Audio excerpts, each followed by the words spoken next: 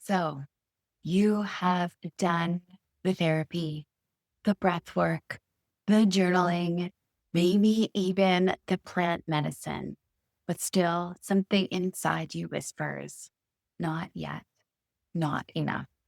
And so you keep going, one more course, one more book, one more thing to fix.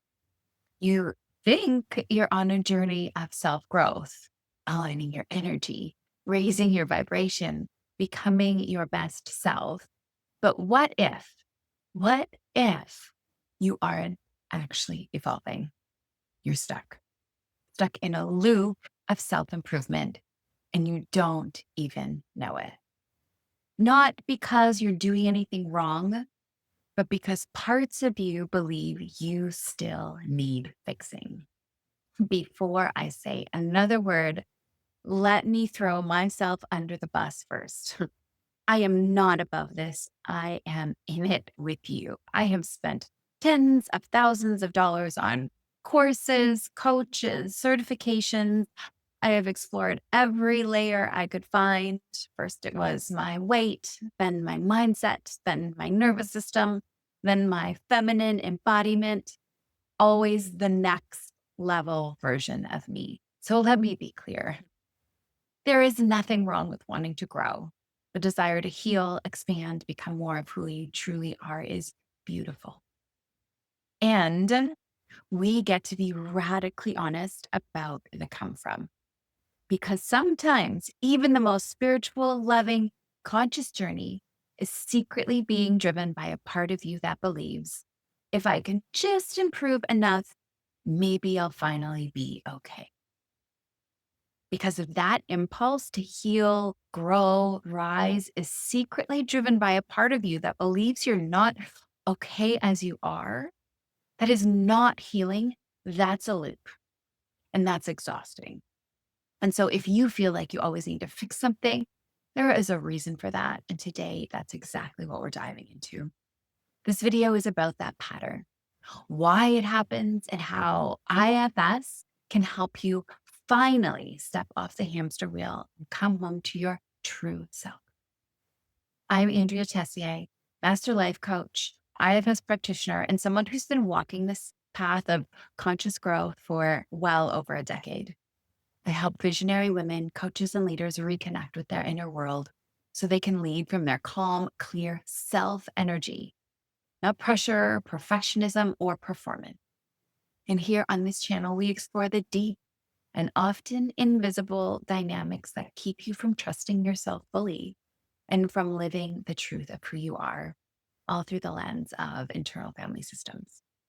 So if you're ready to explore a different way of growing, go ahead, like, subscribe, or share this with someone who's been doing the work too.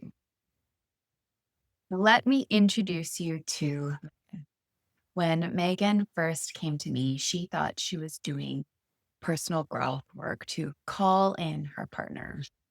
She told herself, if I can just fix what's wrong with me, I will attract the right man.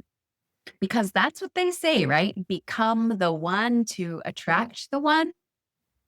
But the deeper we went, the more we uncovered this wasn't just about her love life. It was about her relationship with her body, always trying to get it just right.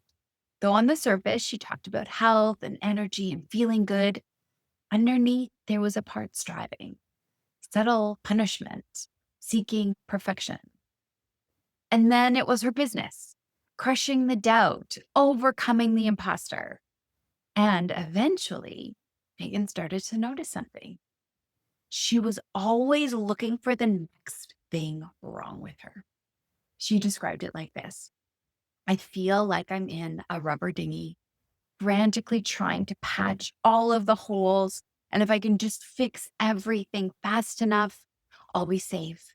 I won't drown.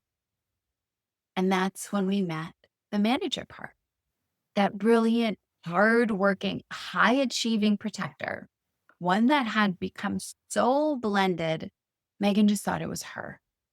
She thought it was her drive, her ambition, her values, part of her sacred mission. This part was exhausted. And it was working so hard because it believed something quietly painful, that deep down, Megan was flawed. Not obviously, not dramatically, but just not quite enough. And that belief wasn't born from one moment of trauma. It was shaped slowly, quietly, culturally. And when we met the younger part that this manager was protecting, she could feel it. That little girl who learned so early on she had to be pretty, she had to be smart, she had to be successful, she had to be magnetic, she had to be strong, she had to be chosen. No one had to say it outright. The pressure was just there, and she was picking up on it. Be interesting, but not too much. Be impressive, but don't make anyone uncomfortable. Be wanted, but not needy. Sound familiar? Patriarchy at its finest, right? And so this manager made it her life's work to keep fixing Megan. But through the healing power of IFS, Megan began to turn towards herself, not with criticism, but with curiosity, not with urgency, but with loving attention. And that changed everything. So, what was really happening for Megan and what might be happening for you is something in internal family systems we call a protective system. Parts of you formed early on took on roles to help you survive, succeed, and feel loved in a world that didn't always meet you with unconditional acceptance. And in the loop of self improvement, there might be three or more main players. One, the fixer. This part is constantly scanning for what needs to be changed, optimized, or upgraded. It looks like self awareness. It sounds like motivation, but its driving force is fear. It's trying to earn worth, secure love, prove value. And it's relentless because no matter how much you heal or grow, it just finds the next flaw. The second part is the should follower. This part has internalized all the message about who you are supposed to be. She's the keeper of the rules, the good girl, the achiever, the one who knows how to perform. Be successful, but humble. Be beautiful, but effortless. Be confident, but don't make anyone uncomfortable. These aren't just personal beliefs, they're legacy burdens. Messages passed down through culture, religion, media, maybe even family systems telling you who is worthy, who is safe, who gets chosen. This part believes that if you just follow the script well enough, good enough, you'll earn your place until the rules change. And again, she's not trying to harm you. She's trying to help you belong. But in doing so, she often pulls you further away from yourself. And then always there is the third part, the exile. And this is the one both of these parts are protecting. The part that holds the pain. The little one who somewhere along the way came to believe, I'm not good enough. I'm too much. Something about me is wrong. I am inherently flawed in some way. This part rarely shows up directly, but it's the root of the loop. It is the root of the loop of self-improvement. Because as long as this part is exiled, the fixer and the shooter will keep working overtime to make sure no one ever finds out she exists. Because you've done enough work to know that that can't be true. So see this loop you're in, it's not because you're actually doing anything wrong. It's because parts of you have been working for years to protect the most tender places inside. And they are tired because up until now, they've been doing it alone. So why doesn't the loop stop? Why, after all the healing, after all the mindset work, after all the embodiment practices, do you still feel like there's something to fix? Because the loop was never meant to complete itself. It's driven by parts of you that are working from fear, not wholeness, parts that believe safety is something you earn. And here's what makes it even trickier. The world rewards this loop. The personal development industry is a multi-billion-dollar machine that thrives on your belief that you are one breakthrough away from finally being worthy, magnetic, healed, and aligned. Right? You're being sold wholeness by constantly being reminded you're not there yet. And listen, I am not anti-growth. I love this work. But we need to be honest about how easy it is to go from I'm growing to I'm never enough. And when the fixer and the shooter are running the show, healing becomes just another game to play. You don't feel at peace, you feel like a project. Like the loop doesn't end because those parts don't know they can stop. Not until they realize they're not alone anymore. And there's something deeper inside of you that doesn't need you to improve. It just wants to be with you. This is where IFS changed the game for me and for so many of my clients, because in IFS, we're not fixing these parts. We're not overriding the fixer. We're not shaming the should follower. We're getting curious.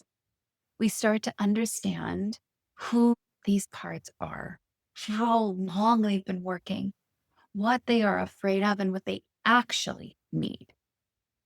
And when we build relationship with them, when we listen, when we honor, when we slow down, something incredible happens.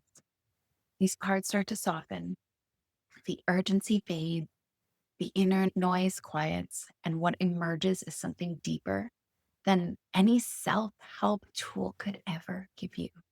And that is self-energy, that calm, clear, compassionate presence that is already inside of you. The you beneath the strategies and the striving. When self leads, you stop trying to earn your enoughness. You stop trying to perform healing like it's another task to complete. You start responding to yourself with care, not critique. That's the shift from controlling yourself to connecting with yourself, from fixing to befriending, from chasing to finally resting in your worth. For Megan, everything didn't change overnight, but it did start to shift subtly, powerfully in ways that lasted. Her fixer part, it didn't have to hustle anymore. It wasn't always scanning for things that were wrong with her. And the should follower began to question the rule she had always taken as truth. And that exile part was finally met, not with affirmations or strategy, but with presence and love, with self. And from there, Megan stopped needing to improve herself in order to live her best life. She could just live it.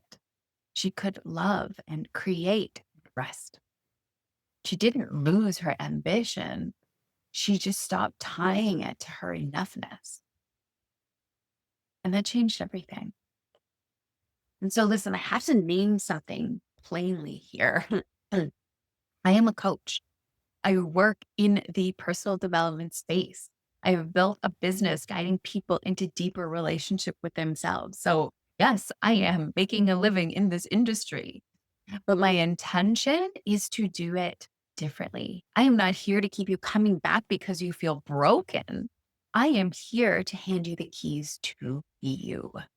My goal is to work myself out of a job by helping you build a kind of relationship with your inner world that frees you, that clarifies your next step, that returns your power. Because yourself isn't something I can give you. It is something that has been there all along, waiting for you to remember. So if this video stirred something in you, if you recognize the loop, the fixer, the pressure to be better. No, you are not alone and you are not broken. You're likely just carrying parts that never got to rest. And now you get to meet them. If you want more content like this, please like, subscribe, share, and most of all, take a breath. You are already enough. You always have been.